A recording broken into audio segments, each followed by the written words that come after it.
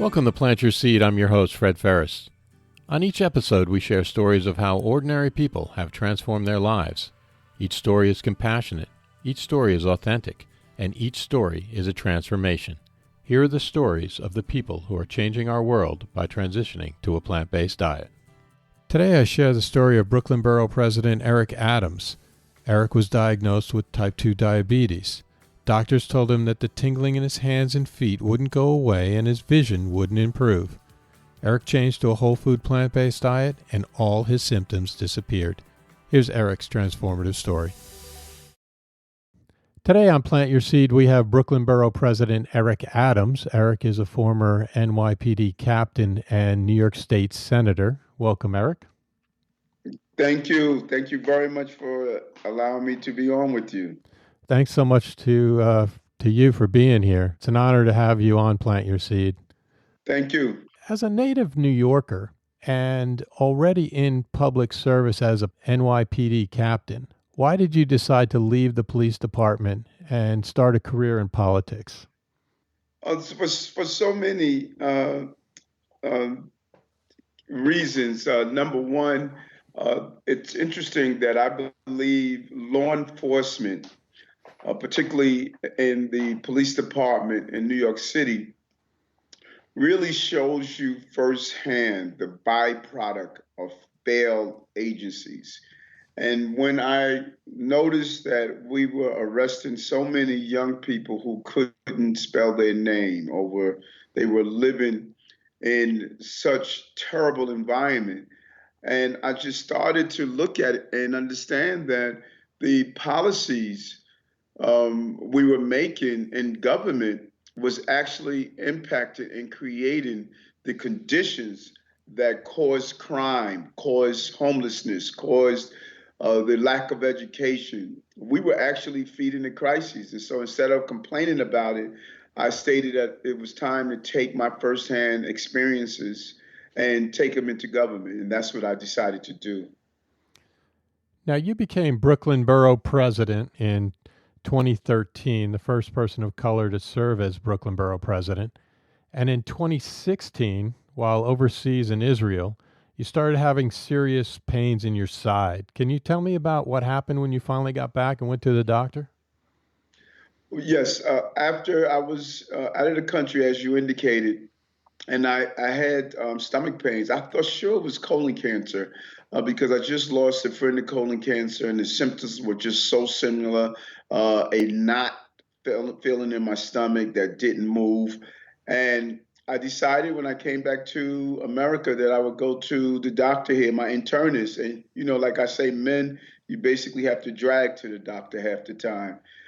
And once I got there, the doctor checked my stomach and my colon. He put me under anesthesia. And when I came out of anesthesia from being unconscious, he told me that I had a slight ulcer. That is what was causing the discomfort.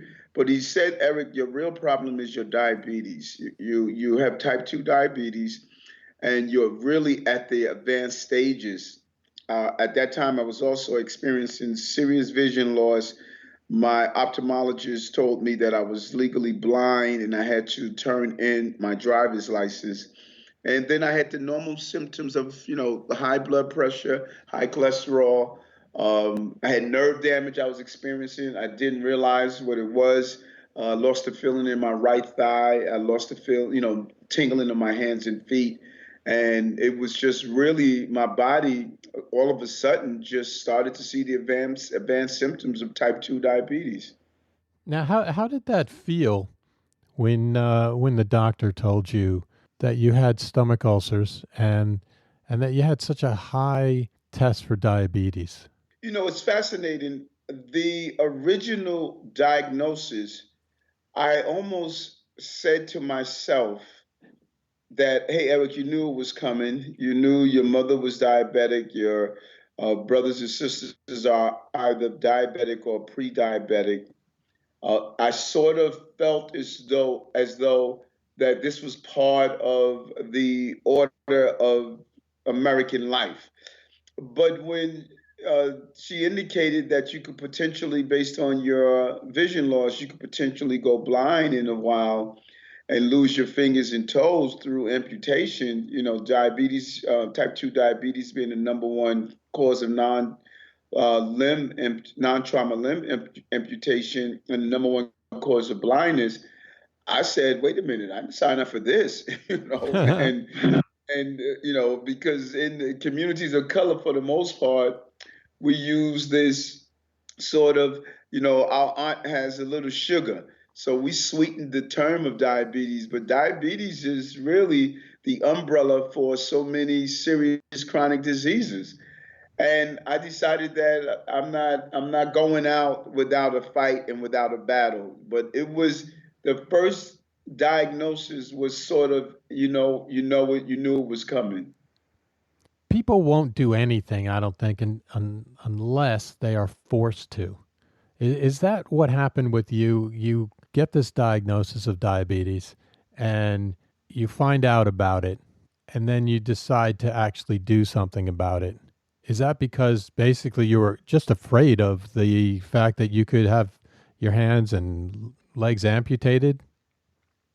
Yes, and I think that I would modify your comment a little and say that people do things when they are motivated to do them. I think the power of mental and physical inertia can put us in a place where we are just so comfortable in where we are, we're not willing to move forward. And something has to match that state of inertia. Things that are stable stay stable until something, really causes to move. And it was that um, fear of blindness and losing limbs that caused me to move from that state of just physical and health inertia and do something that was different. Now, what did you do exactly? I went to do what I like to call, I did something extremely scientific. I went to Google and Google reversing diabetes, and all of this information came up. And what was very fascinating? When I sat down at the computer, and I share this often, I did not put in the traditional comment of living with diabetes, because that's what I read and heard of. How do you live with diabetes? The pamphlets that my internist gave me and my uh, other diabetes, my diabetic doctor gave me, the endocrinologist. They gave me brochures from the different organizations and group that states living with diabetes. But when I sat down at the computer, I didn't do that. I sat down at the computer and I typed in reversing diabetes, and it sent me on a different Google search, and some great names came up like Dr. Greger, Dr. Esselton, Dr. McMacken, and Dr. Barnard. And I just started reading their information, and I was really amazed to find out that there was this thing called reversal. And that was almost a ray of hope that I'll never forget the feeling I felt that day. What was that feeling like? Just a level of, imagine, you are in a ocean surrounded by sharks, and you have been there for days, and then you look and see a ship on the horizon. You just start to believe in again that you could be saved, instead of feeling as though it was only a matter of time before you would be devoured and you would die. And I thought diabetes was going to devour me slowly based on what I saw to people who were in my life, and just seeing the different texts of really in defiance to it from everything I've ever knew about medicine. As I've read paragraph after paragraph and books after books and started to download lectures after lecture, I was saying to myself, like, why isn't this? Is this for real? Why isn't this information out here? Why none of my doctors knew about it? Why did I never hear of this before? It was hard to believe that such powerful information, if it was real, was outside the scope of just basic instructions. Even if a person wasn't willing to do it, one should have the right to know what are their options. And that is so, it first was a level of possibility, and then it turned into a level of anger that how many people lost their sight, how many people went to dialysis, how many people lost their limbs, how many people lost their family members when we could have given them an opportunity to fight instead of telling them there was nothing they can do. So is that what gave you the courage to basically ignore traditional Western medicine? Yes, yes. And that's not an easy thing to do, to step away from traditions, because as human species, we want to be part of, and our traditions are extremely important. And to go beyond that place of I'm going to follow what has always been told. You would take your insulin, you would take your metformin, you would take your statin. I said, no, I'm not going to do that.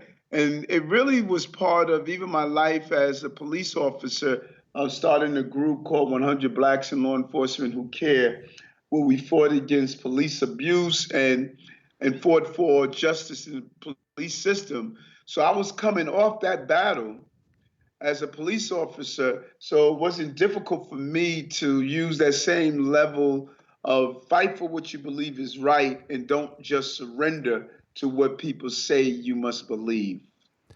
Okay, so take us through the timeline. You are diagnosed with diabetes. What was the timeline specifically since you decided to go and Google not living with diabetes?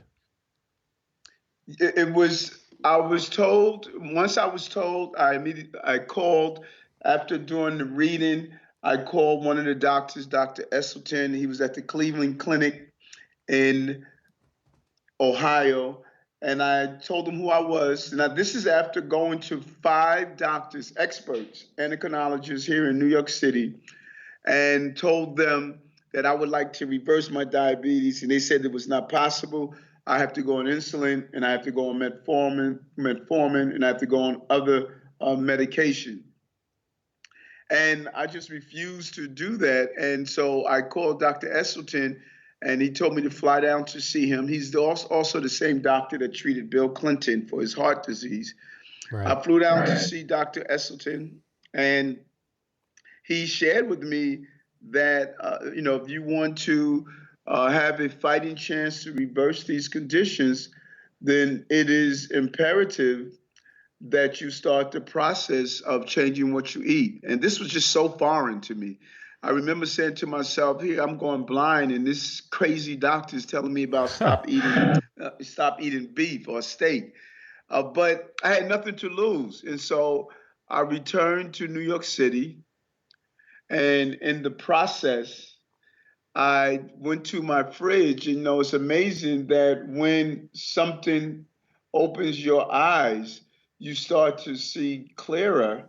And I noticed in my fridge and in my pantry, I had nothing that was healthy. Everything was processed, everything was fast food, everything was really not something that was healthy and fitting what Dr. Esselton and others were talking about.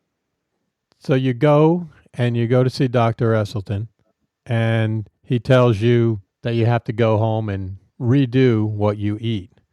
So you get home. What do you do at that point? I grabbed a large Glad bag, and I just dumped everything into it. And my first thought was, should I donate this to a shelter? And then I said, no. What I'm doing is I'm now giving poison to someone else. So I'll make a financial donation to the shelter. Then I took a ride over to my supermarket, and I shopped with a different mission. I read labels. I bought different items. than what I've never consumed before.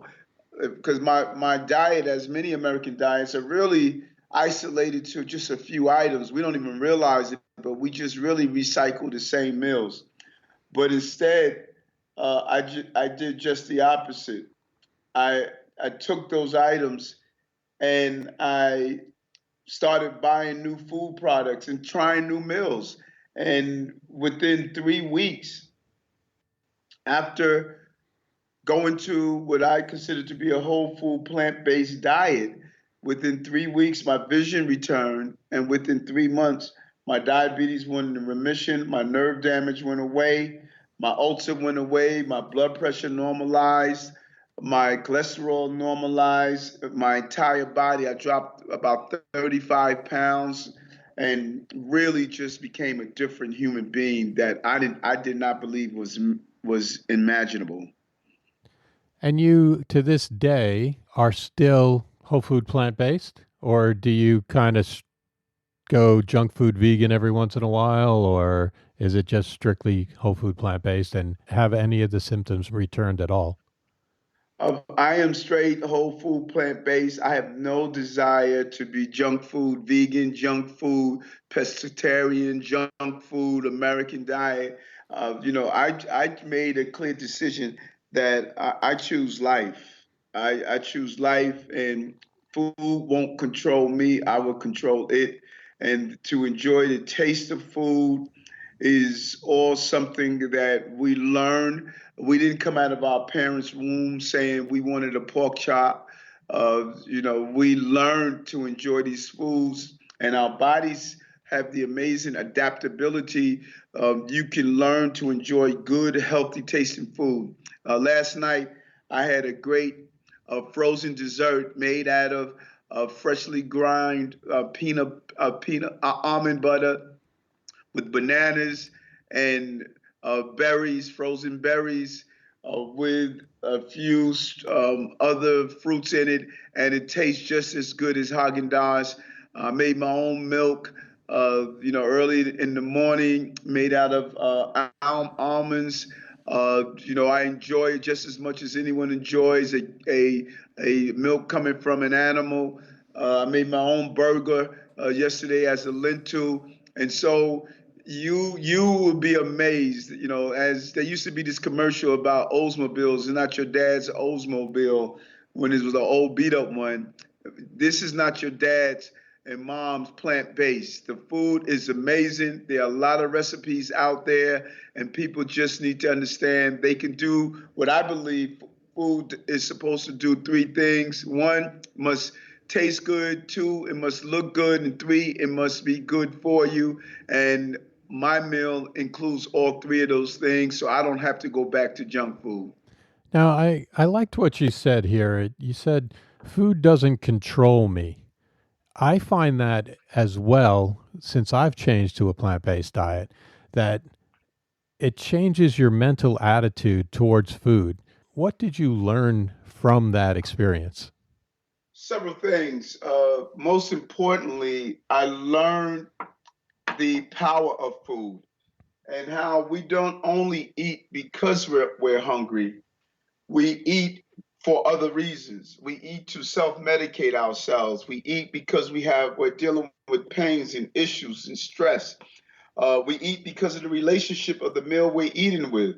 Like I used to eat chocolate cake whenever I was depressed about something because it was what my dad gave me whenever I lost a baseball game in Little League. So we attach our emotions to food. And we need to deal with some of the crises that are coming from why we eat what we eat, so that we can start to really addressing some of those underlying issues. Just as when you're dealing with diseases, don't only deal with the symptoms, deal with the underlying issues. That's part of what I learned to do with food. I deal with my underlying issues on why I was eating what I was eating, and at the same time I dealt with the underlying issues of my health. I would be remiss if I didn't bring up the current crisis, the COVID-19 pandemic. First thing I would like to say is thank you for leading by example and putting yourself out there in harm's way, helping to distribute PPE and emergency food assistance. How is it going in Brooklyn? Extremely challenging. New York City is the epicenter of the COVID virus, and Brooklyn is the center of that center. We have the most deaths, the number of cases. We are extremely at a challenging time, and I find myself reliving the trauma that was associated with 9/11. I remember being a lieutenant at the time, and we had to dig deep. And of course, this virus is not terrorism, but it has created terror, has created uncertainty. And unlike the 9/11 attacks, when we were able to rebuild on 9/12, we are actually experiencing a repeated attack of emotions. And so it's taking a special toll on people. But I believe the evolution of my health allowed me to be able to stay on the front lines by having a strong immune system, by being able to eat healthy and take care of myself. It has allowed me to do the job I need to do as the borough president of Brooklyn, and that is to help the countless number of people who are dealing with this trauma of COVID-19. Now, you've partnered with Mercy for Animals in distributing 2,000 vegan meals to the food insecure in Brooklyn. You've created a PSA, 42 Doctors of Color, encouraging New Yorkers of color to go vegan. Why is this important to you? Because think about it for a moment. Over 90% of the people who were admitted to a hospital had pre-existing conditions. Over 94% of the people who died from COVID-19 had pre-existing conditions. And when you look at if the city, the state, and the country would have had part of their apparatus, part of their plan of response was to go to people and say, right now, there's some simple things you can do. Instead of just telling people to wash their hands, to wear a mask, and to isolate themselves or practice social distancing, nowhere in the response was the food part about, hey, spend this time to eat healthy food. The more plant-based you are at this time, the more you're going to have the ability to strengthen your immune system and to become a stronger host for health in your body. Because it was unfortunate that much of our leaders had no understanding about the power of serving healthy food. This was, as you shared, that people are forced to do things from time to time. This was an opportunity that those people who were forced to eat food, they would have been open now more than ever to eat some different healthy foods. Because if the only access you have to food in food pantries or delivery of food services is a vegan burger or a salad made out of vegan meals, we would have been at the same time feeding people healthy, building their immune system, and introducing them to an alternative meal that they can use for a lifetime for the next COVID-19. Now, what is one of the habits that helps you stay on track with your plant-based diet? Preparation, preparation, preparation, preparation. We're all busy, and if you prepare your food ahead of time, if you build your life around your food and not your food around your life. I'm a busy person as the borough president, but I do not allow the need to eat a healthy meal or my schedule to get in the way of the need to eat a healthy meal. I always go back to those staffs of airlines where they say, in case of emergency, put the mask on yourself before you put it on a travel companion or your children, because if you don't take care of yourself first, you won't be able to take care of others. And so my day, I ensure that I'm able to have my healthy meals. I prepare my meals for the week for the most part.